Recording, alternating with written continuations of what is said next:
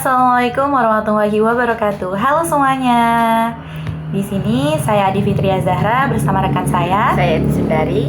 Di sini kami akan mereview sebuah skripsi yang berjudul Pengaruh Metode Bermain Peran untuk Mengembangkan Moral pada Anak Usia 5-6 tahun di kelompok B di TK Ilham NW Khusus tahun ajaran 2023-2024 yang disusun oleh Deswita Larasati dari Universitas Hamdan Wadi. Nah, di bab pertama ini Sotanya secara eksplisit memetakan perkembangan mutakhir penelitian tentang penanaman nilai moral dan agama pada PAUD. Penulis di sini hanya menyebut satu penelitian terdahulu, yaitu Muhammad Ali Saputra, tanpa membandingkan konteks, metode, maupun temuan kunci. Di gap research-nya tidak dirumuskan secara eksplisit perbedaan penelitian ini dengan penelitian sebelumnya, hanya disebut secara naratif, bukan analisis. Dan di novelty lebih bersifat kontekstual, bukan konseptual atau metodologis. Kebaruan hanya terletak pada lokasi penelitian, subjek guru kelas tertentu, penilaian akademik, namun belum kuat secara ilmiah jika dinilai dengan standar riset kritis. Nah, di bab 2, teori relevan atau otoritas menggunakan tokoh-tokoh utama, yaitu di sini disebutkan ada Jean Piaget, Lawrence Kohlberg, John Dewey. Terus juga ada sumber literatur cukup beragam. Dia dari buku, jurnal nasional, regulasi PAUD, dan sumber keislaman digunakan secara konsisten. Di bab 2 ini teori disajikan secara deskriptif, namun belum analitis. Teori Piaget, Kohlberg, dan Dewey hanya dipaparkan, tidak dikritisi atau dibandingkan satu sama lain. Tidak ada sintetis teori, tidak dijelaskan teori mana yang paling relevan untuk konteks PAUD Islami. Tidak ada posisi penelitian terhadap teori yang digunakan. Terkait teori penelitian belum kuat. Teori tidak dijadikan dasar operasional dalam analisis temuan bab 4. Seharusnya berfungsi pada bab 2 ini seharusnya berfungsi sebagai lensa analisis, bukan sekadar ringkasan literatur.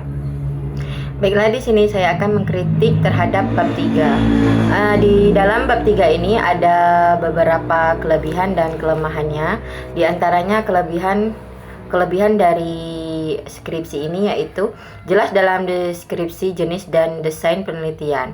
Penelitian menggunakan pendekatan kualitatif eksperimen dengan desain one group pre-test, post-test yang sesuai untuk menguji pengaruh perlakuan. Kemudian, populasi dan sampel.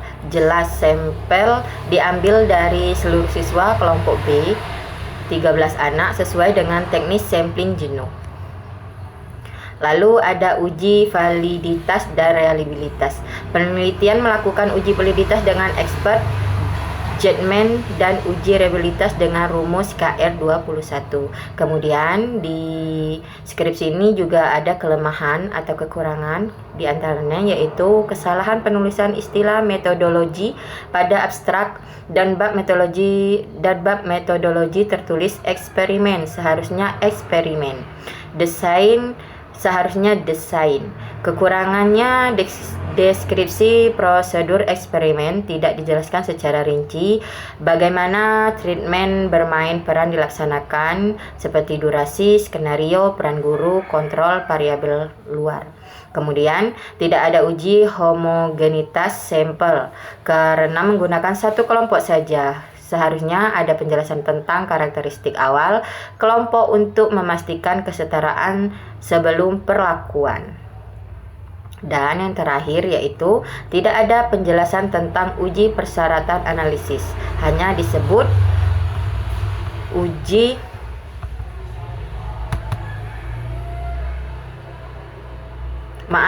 Yang terakhir yaitu tidak ada penjelasan tentang uji persyaratan analisis, hanya disebut uji normalitas dan uji, tetapi tidak dijelaskan mengapa uji tersebut dipilih.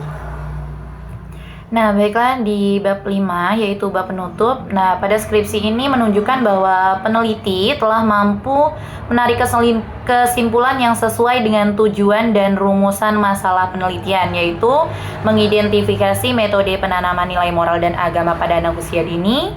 Kesimpulan yang disajikan konsisten dengan data hasil observasi dan wawancara pada bab sebelumnya, serta tidak menambahkan temuan baru di luar data lapangan.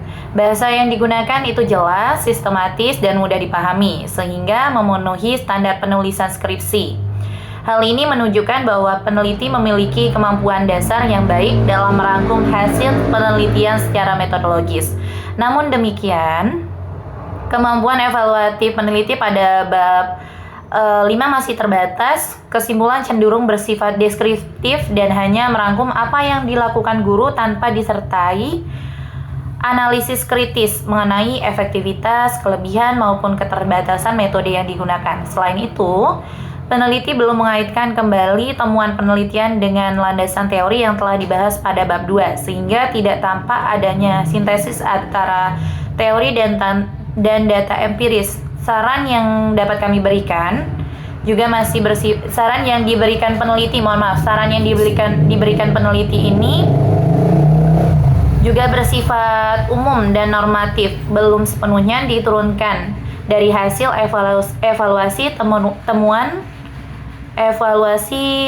penelitian. Dengan demikian, meskipun bab 5 telah memenuhi standar, kemampuan peneliti dalam mengevaluasi data dan menarik kesimpulan secara refleksif dan analitis masih perlu ditingkatkan. Sekian review skripsi dari kami. Kami akhiri. Wassalamualaikum warahmatullahi wabarakatuh. Terima kasih.